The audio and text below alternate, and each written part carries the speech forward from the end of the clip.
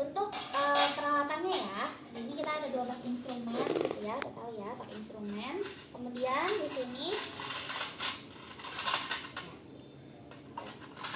ini yang pertama adalah apa ini namanya? Ya, ini kalau misalnya itu biasanya kita nyebutnya klem, tapi di sini di hacking kita nyebutnya ini adalah needle holder. Needle holder. Jadi ya needle holder gitu ya. Jadi adalah untuk memegang si needle-nya, jarumnya gitu ya. Kemudian selanjutnya ini ada gunting biasa ya. Kemudian ada apa ini? Pinset. Bedanya mana nih anatomis? Anatomis. Oke, anatomis chirurgis betul ya. Kemudian ada ini gunting. Iya, gunting perban, gunting plester ya. Udah itu aja. Itu yang sebelah sini. Kemudian selanjutnya ini ada lidokain gini ya, lidokain untuk si anestesinya. Kemudian ini sediaannya adalah 2 mili. Nanti untuk anestesinya itu disesuaikan. Jadi ini kan ada spet ya, spet 3. Nah ini juga nggak semuanya gitu ya, nggak semuanya dimasukkan gitu, 2 gitu ya, 1 gitu ya dimasukkan, 2 apa namanya 2 mili dimasukkan semua gitu. Tapi kan dikira-kira nanti berapa tusukannya gitu, minimal ya 4, tapi disesuaikan juga dengan si panjang besar lukanya gitu ya. Kemudian ada ini jarum ya. Nah jarum teman-teman lihat di sini di buku ada ya, di halaman keberapa nggak ada halamannya ya, ada gambar jarum. Jadi jarum ini itu juga macam-macam ukurannya, ada yang 1/4, ada yang 3/4, ada yang setengah gitu. Nah itu juga tergantung sama si ini lukanya. Kalau misalnya dia lebih tebal gitu ya jaringannya, berarti dia akan lebih yang setengah gitu kan, dia lebih ini ya. Jadi kalau nusuk tuh gitu ya, bisa masuk gitu. Nah kemudian ini ya, kalau mau lihat boleh diputar. Nah terus ini juga ujungnya itu macam-macam. Jadi di bagian yang A kalau di buku. Jadi kalau di sini kita adanya 2 ya. Yang ini yang bagian 3, nomor 3 itu yang mata Prancis. Nah ini yang mata Prancis itu adalah nih yang bolongannya 2 mata gitu ya, ada 2 ini atas bawah gitu ya. Kemudian kalau yang ini, nah kalau ini kan masukin benangnya manual ya enggak. Kalau yang ini itu sudah nyambung sama si benangnya. Nah kalau ini yang atraumatik gitu ya. Nih kalau ini yang enak malah, jadinya nggak copot-copot benangnya gitu, jadi tinggal masuk gitu ya. Kemudian apalagi ya, jarum sudah, benang sudah. Oh ya, benang juga ada 2.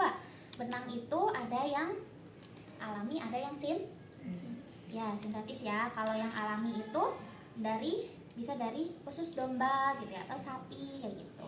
Nah itu juga yang alami itu dibagi lagi, ada yang alami 100% gitu ya, ada juga yang sudah di iya dicampur gitu ya, direndam pakai larutan asam kromik. Nah ini kan ada tulisannya ya, catgut nih, kromik catgut. Kalau yang ini itu yang sudah ada larutan asam kromiknya gitu. Nah bedanya itu adalah nanti di penyerapannya. Kan dia ini yang kalau alami itu kan dia menyerap gitu ya, nggak dilepas. Jadi bedanya itu di penyerapannya. Kalau misalnya yang alami 100% berarti penyerapannya lebih cepat gitu. Di sini kan ada nih penyerapannya itu sekitar 1 minggu. Kalau yang catgut kromik itu 2-3 minggu penyerapannya. Kalau yang sintetis di sini nggak ada ya, di IAB nggak ada, itu berarti yang harus dilepas. Itu bahannya bisa dari nilon dan lain-lain gitu. Ini teman-teman ada yang pernah lihat?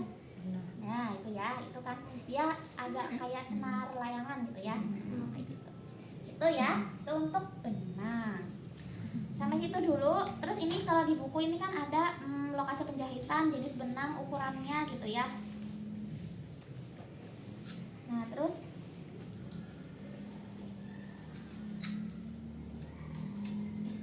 sebentar ya guys. Kerat itu ya yang di bagian dalam ya, yang nggak perlu dilepas ya, kayak misalnya di organ-organ dalam gitu ya. Masa kalau di dalam terus habis itu harus dilepas kan? Oh ya nggak bisa ya gitu, bisa lagi gitu ya. Itu untuk alat. Terus ada nanti ada povidone iodin, tapi di sini nggak ada. Jadi nanti untuk si sterilisasi area lukanya. Terus ini kasa buat direndam sama povidone iodine. Terus sama hipavik sama kasa juga nanti buat menutup sini. Udah sih gitu aja. Ini apa, hipavik ya. Oke, dah itu. Sampai sini ada yang mau ditanya dulu?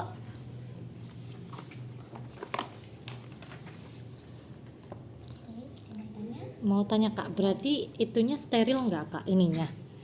Iya, Si- harusnya steril. Nggak apa-apa, tapi emang ini kita praktek apa namanya ya, kalau misalnya di rumah sakit aslinya ya benar steril gitu ya.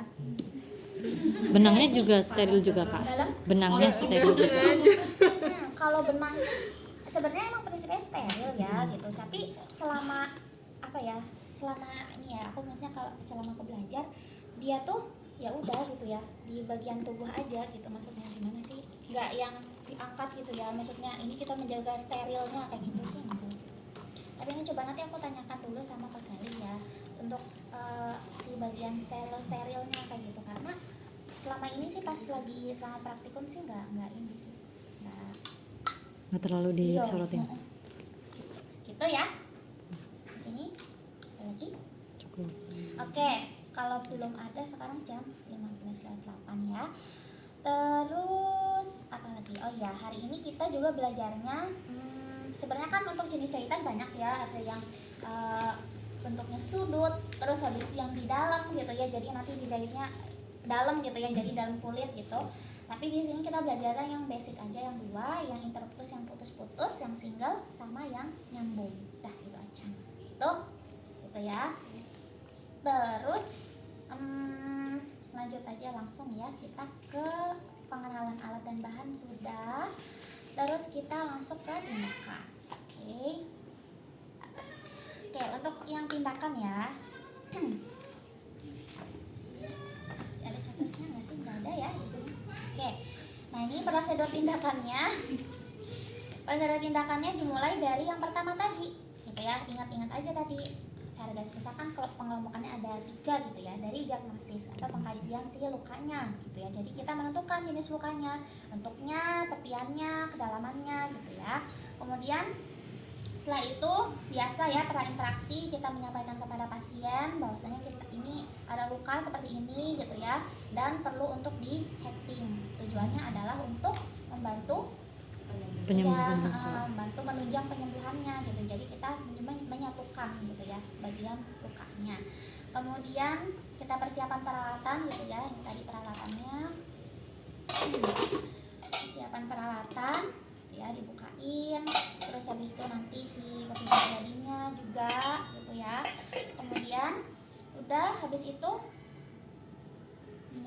ya udah habis sudah cuci tangan, kemudian kita memakai sarung tangan. Tapi sini aku memakai ya. Oke, memakai sarung tangan. Habis itu kita di tindakan aseptik dulu. Jadi melakukan tindakan aseptik. Nah, melakukan tindakan aseptiknya ini tadi menggunakan povidone iodine. Nah, ini ya, kita sudah buka. Kemudian ini aja kayak biasa gitu ya, sambil